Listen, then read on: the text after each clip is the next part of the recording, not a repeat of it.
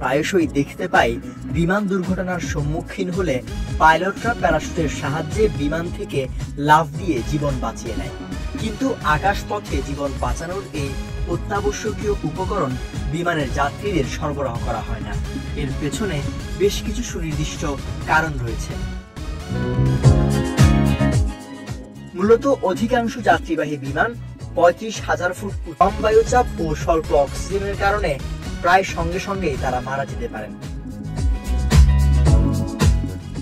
অন্যদিকে একটি প্যারাশুট ওজনে কমপক্ষে ২২ থেকে ৩০ কে উড়াতে প্রচুর জ্বালানি খরচ হবে, ফলে যাত্রীদের ভাড়া প্রায় ৫০% বৃদ্ধি পাবে। এর টাকা বিমান কোম্পানি যাত্রীর ভাড়ার সঙ্গে যুক্ত করলে ভাড়ার পরিমাণ প্রায় দ্বিগুণ হয়ে যাবে। এছাড়া ভালোভাবে প্যারাশুট ব্যবহার করা শিখতে যাত্রীদের প্রত্যেককে একজন ইনস্ট্রাক্টরের কাছে। সৈয়দ নওশাদ, বিজয় টিভি।